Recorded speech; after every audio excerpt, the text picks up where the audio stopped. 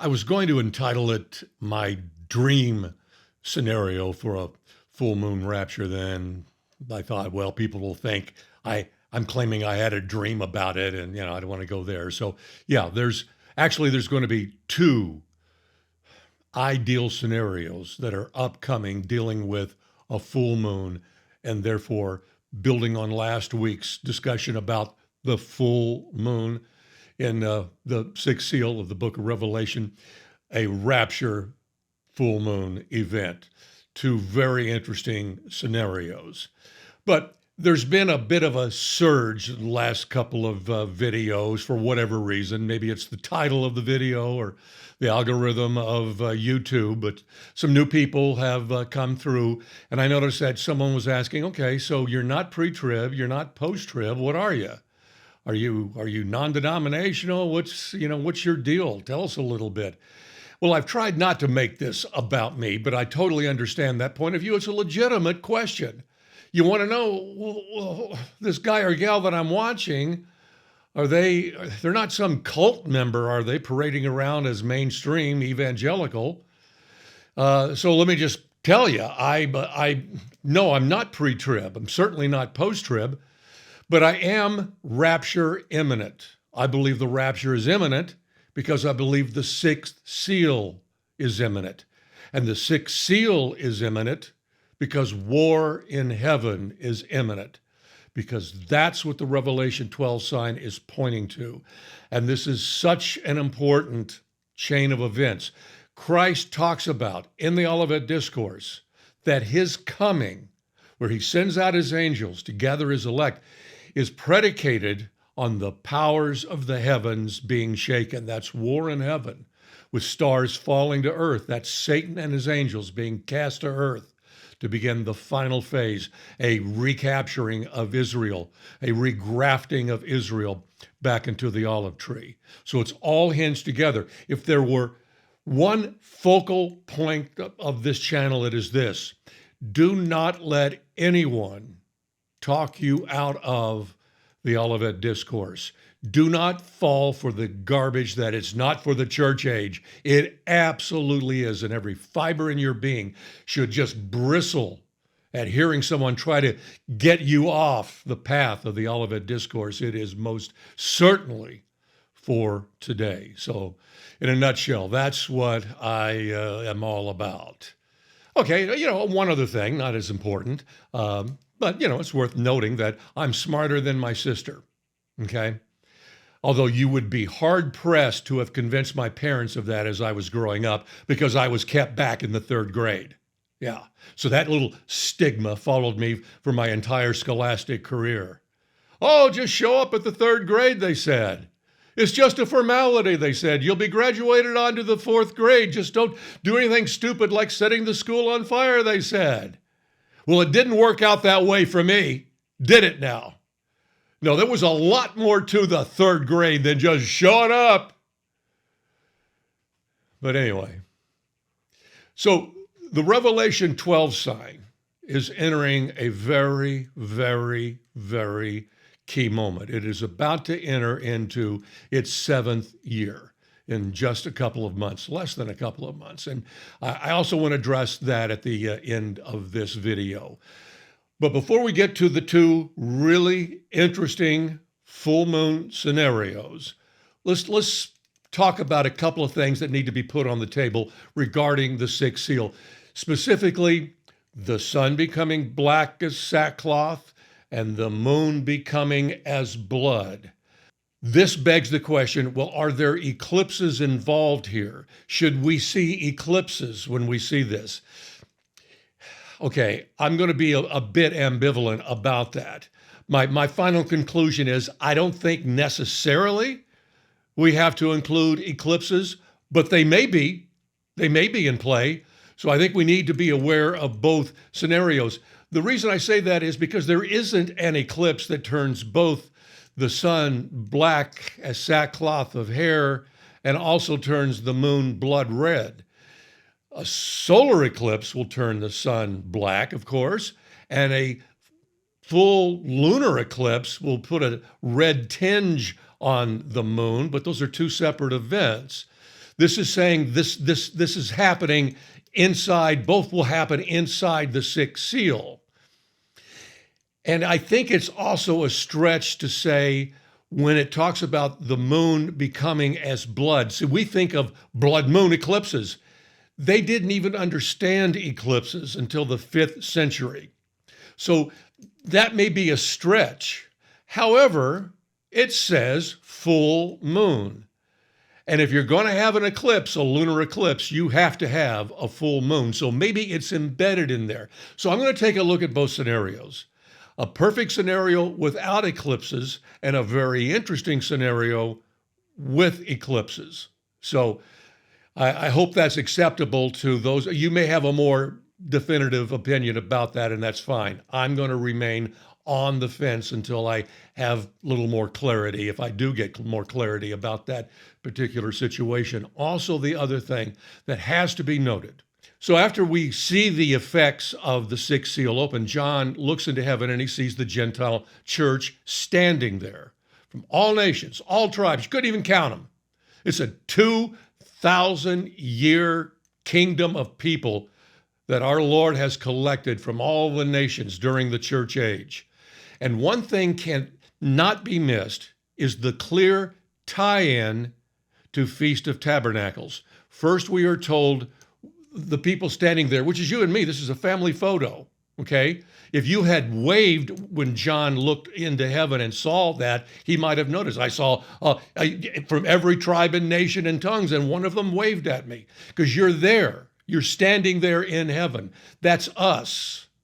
And we're holding what? We're waving palm branches. That's a clear allusion to the Feast of Tabernacles. When God was explaining to Moses how Feast of Tabernacles was to lay out during that 7-day period, one of the things he wanted was everyone to get a palm branch, and there were several other types of branches they could get, and bind them and wave them around. It was a fun festival. And they're called lulavs, and they're still given away or sold in synagogues during Feast of Tabernacles. And there we are waving a lulav, a palm frond, relating to Feast of Tabernacles. Our next clue is this verse. We are told this about the Gentile nations standing in heaven in the throne room. And he who sits on the throne will shelter them with his presence. Oh, that's an unfortunate translation that shows up something like that in almost every translation. The only one that I saw that gets it right is Young's literal translation. He's tabernacling over us. Let's go to the Greek interlinear and you'll see that clearly, what that word is saying. Do you see it? Shall be boothing. Below it, shall be tabernacling. That's what should be in that verse so that we could see the tie to Feast of Tabernacles. What the translators did was they took the Greek word, translated it. Remember, the feast is called Feast of Tabernacles or Feast of Booths. And changed booth or tabernacle, they translated it again to a more modern English word, shelter or dwelling, that kind of thing. They should have left tabernacle or booth in there so we could see the tie-in. There's one more Feast of Tabernacle tie-in in this particular part of chapter 7 regarding the church, the Gentile nations being in heaven. Speaking of that group, us, we are told, for the Lamb in the midst of the throne will be their shepherd, and he will guide them to springs of living water. Okay? So let's go to John chapter 7, where Christ is at Tabernacles. He is at the Feast of Tabernacles in Jerusalem, and we are told this. On the last day of the feast, the great day, on the last day of Tabernacles, everything turns serious. It's fun and games for 6 days. On the 7th day, it turns serious. Jesus stood up and cried out, if anyone thirsts, let him come to me and drink. Whoever believes in me, as the scripture has said, out of his heart will flow rivers of living water. Back to Revelation, and he will guide them to springs of living water. It's all for us to see. There's a tie-in between us standing there in heaven, having just arrived, and Feast of Tabernacles. Now, okay, the sticking point. Does that mean that this great event, the sixth seal, will happen on Feast of Tabernacles? I say no, or maybe it's going to be kind of like the eclipse thing. No, I do not believe it has to happen on Feast of Tabernacles, because it could be telling us something else. It may not be telling us about the day we arrived so much as saying that we will be entering into an eternal Feast of Tabernacles. We will have that feast fulfilled in heaven. We are entering in on the seventh feast, just like we entered in on the day of rest. We will be in a continual state of Feast of Tabernacles. Or it is saying that we are being fully now officially grafted in to the olive tree. And we're celebrating Feast of Tabernacles because that will be part of who we are forever as he tabernacles forever over us. It's fantastic. Having said that, maybe we should pay a little more attention to Feast of Tabernacles when it rolls around. I want everything on the table. I want to cover eclipses, and I want to cover Feast of Tabernacles. So let's include that as we show you now the two really interesting upcoming scenarios for a full moon rapture. These are kind of exciting. This channel is not going to become a full moon hunting channel, however, but at the same time, when something interesting shows up, I'm not going to ignore it either. And the two that I'm going to show you, 1A, number 1A is my favorite scenario, and then 1B that has eclipses in it is another very interesting scenario. So here we go. Over in Israel, by the way, there are a number of people who follow Aviv. They mark when that barley hits the maturity level and then call the next new moon Aviv. And then the feast days begin, with Passover being 15 days after that new moon. Passover will always begin on a full moon, just like Feast of Tabernacles. Okay? The problem is people over in Israel disagree on what the standard is for the maturity of the barley. Back in Jesus' day, they had thousands of years of that knowledge being passed down through the priesthood and through prophets maybe, but we seem to have lost that. And so they now disagree on when Aviv should be declared. So what I suggest that we kind of consider is every new moon from late August into October has the possibility of being the seventh month and the holder of Feast of Trumpets, which always happens on a new moon, followed 9 days later by Day of Atonement, followed 5 days later by Feast of Tabernacles. I want to look at the new moon that begins in September. This, by far and away, is the most likely month and full moon for Feast of Tabernacles. Right here, this one in September. Let's take a look at it, because the new moon begins on September 15th. 14 days later, Feast of Tabernacles will begin. The full moon hits on September 29th. Now, my friend Pastor Rich has done some amazing stuff about this day. He's great at day counting and a lot of things. And he has a lot of stuff to say about it over at unsealed.org. Okay, so I'll let you go and see what he has to say. I'm going to show you something different because he and I think differently. In this case, we both see a very potentially important day coming.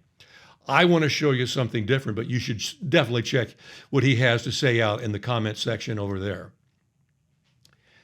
In the middle of all of this month, there's something else that has to be noted. September 23rd. That is the first day the Revelation 12 sign enters its seventh year. This, I think, is a very important moment for the church on the earth right now. The first day that the seventh year of the great sign, it takes place right in the middle of all these feast days, doesn't it? Now watch this. September 23rd is day one of the seventh year. Day 2, day 3, 4, 5, 6, 7, it hits on the full moon and the possible start of the Feast of Tabernacles.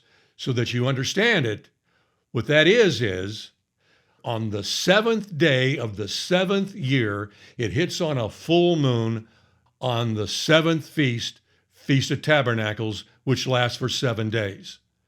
It's rather stunning, isn't it? Of all the places that it would end up, that's where it ends up. The 7th day of the 7th year ends on a full moon. What do we know about a full moon? Full moon is going to be present when the 6th seal is open. That's interesting. It looks too good to be true, so it probably isn't. I mean, it looks perfect to me. It looks very interesting to Pastor Rich for other reasons. But it doesn't necessarily equate that God sees that as perfect. However he sees it, his way will be perfect. Ours appears to be perfect. That looks so good, though. The 7th day of the 7th year of the Revelation 12 sign, the great sign that put us on the clock, hits on a full moon and probably hits on Feast of Tabernacles. It's something to keep in mind. Again, the full moon means nothing if we don't have the other signs that Christ told us to watch for. There will be signs in the sun, the moon, and the stars, and on earth distress of nations with perplexity because of the roaring of the sea and the waves. There's going to be ocean interference and something in the sky that's not going to look normal. Until we see that, it doesn't matter, the full moon. But when we see that, the full moon will really matter. What would be the really perfect scenario here is the sea and the waves start roaring on day 1, giving us a 7-day march toward the full moon and potentially the opening of the 6th seal. I don't want to get too carried away with this stuff, but this stuff is exciting to Christians. It's exciting to prophecy nut jobs like you and me. You know, for a sports fanatic trying to figure out who his team will select in the 5th round of the NFL draft, that's fun for them. Okay, fine, I guess. This is fun for us, but we can't get carried away with it because we'll never outguess God. But he's given us these clues for a reason, and the only reason you will look into this kind of thing is because you care. Because you're watchful and you want to know. You want to have inside information about when the Lord might be appearing in your lifetime. That's credit. I think that goes to our credit. I think he wants that as long as we don't get carried away. Go over the top and start making firm dates and that kind of thing. All right. What about the eclipse possibility of the 6th seal? All right. Let's say that they're wrong. They got Aviv wrong this year, which easily could happen because it depends on who you listen to about Aviv. What if it should be a month later? What if they rushed it a bit? And we should actually be moving it, all of the feast days back a month because we should have delayed the start of the feast calendar in spring, and it's actually going to hit in October. I don't know if that's true. I have no idea if that's true. It could be, it might be, but something very interesting is happening in October because now we've got to move the 7th month into the next new moon, which happens right here, October 14th. Okay, so this is going to be a little outside the conventional box. If someone were to ask me, okay, so the 6th seal opens, in time, how long does that last? I don't know. I guess if you'd asked me that a week or two ago, I would have said, inside a day. But I don't know. It is a day of the Lord. There's no doubt about that. It is a day of the Lord. There have been several day of the Lords, and there's another one coming after this, but it is a day of the Lord. Does that mean it has to be a 24-hour? Absolutely not. I don't know.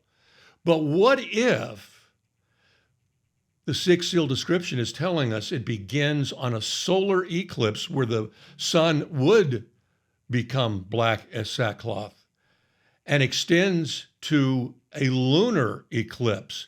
What if it covered all 3 of the feast days in the fall? Trumpets, atonement, and tabernacles. What if the sixth seal ran across that entire group, beginning with a solar eclipse, followed by a lunar eclipse? Here's what's interesting about that. First of all, a lunar eclipse can only happen on a full moon. The closest that a solar eclipse can be followed by a lunar eclipse, about 14 days, which is the exact time between the new moon of Feast of Trumpets to the full moon of Feast of Tabernacles. What if that's what we're looking at here?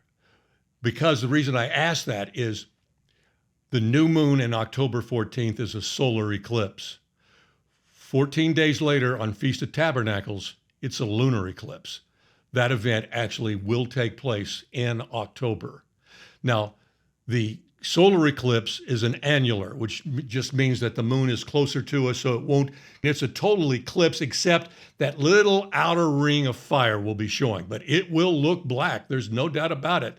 The lunar eclipse 14 days later isn't a total eclipse. Is that a deal breaker? Not if that's what the sixth seal is trying to show us, a solar eclipse followed by a lunar eclipse. In that will be the sixth seal. It's not the conventional thinking, and I'm not even saying it's right. I'm just saying as a potential, it happens to show up in October this year. And that's kind of interesting. Whether that's correct or not, whether we should even be looking at that or not, there it is. All I can tell you is there's a solar eclipse on a new moon, which could be Feast of Trumpets. There's a lunar eclipse on Feast of Tabernacles that follows it 14 days later. Is that significant? It's certainly worth watching. But again, if we don't see the other signs, it's not going to matter. These are interesting. And you will spot some full moons down the road, if there is a down the road, that I'll miss, and I'll be watching for that. Again, I'm not going to make this a channel about just hunting down really interesting full moons, because there's so much more involved than that. And we don't want to be just fixated on that. But we also want to be aware and watching. But I want to address, last thing, what I mentioned earlier, that we are entering the 7th year of the great sign. Okay. And I hope I can get this across so that you'll understand what I'm saying. Do I believe that was a sign from God? I 100% believe it. It's still exciting every time I go to Stellarium and look at it. It's amazing. It's truly fascinating. It is an awe-inspiring sign from God. He never lets signs just dwindle away. They don't just fade away to nothing. After 7 years, let's say we go through this 7th year and nothing happens, the Revelation 12 sign will start losing relevance. It just will. Now, sure, we can gin up some enthusiasm for an 8th year. Sure, we can. But there will be people who are starting to go, yeah, I don't know. Even I will be going, the 7th year was so perfect. That was the one. That was the one. Maybe the 8th, I guess. But 9th and 10th and 11th year comes and nothing happens. The Revelation 12 sign will lose all of its urgency and all of its relevancy. You won't even be able to get anybody to even take it seriously. That was 12, 13 years ago. Nothing happened. What I'm saying to you is this. He doesn't let that happen to his signs. That does not happen to his signs. His signs deliver when they're supposed to deliver. A sign is a promise from him. He's making a promise. He made us a promise. He put us on the clock. It took us a minute to figure out what's the Revelation 12 sign telling us. It's telling us war in heaven is coming. And he is giving that sign. He gave that sign for people who are awake and watching. He didn't give it to people who are awake and watching so they'll later be embarrassed by it, because nothing happens in any kind of urgency, any kind of time frame that's urgent. It just, lingers on 9, 10, 12 years, 15 years, and we're all standing around looking like jackasses because we thought it was something. He doesn't let that happen. And he's not going to let that happen to this sign either. This sign is entering its prime. The prime moment I believe it was given was for the 7th year now. I really believe that. As we see, for instance, Noah and his family going in and the door being shut, and it was 7 days, and he was told, the countdown has begun, Noah. 7 days and the flood will begin. I believe that may very well be what the Revelation 12 sign is all about. We are entering its prime peak year. After this prime peak year, it begins degrading. He doesn't let that happen to his signs. What am I saying? Buckle up. Year 7 of the Revelation 12 sign will be one to remember. I say that not because I have inside information or a dream or anything like that. I say that because I trust God.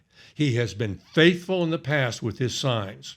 I'm sure on that 6th day, some of the family members might have started getting antsy. We're sure it's going to happen tomorrow, right? Noah, he said it would. Noah would have snapped at him. Of course it's going to. He said it would. He promised that. He fills his promise. A promise was made to the church, who was aware, in 2017 on September 23rd this year. It enters its 7th year, and that should tingle everything in your back.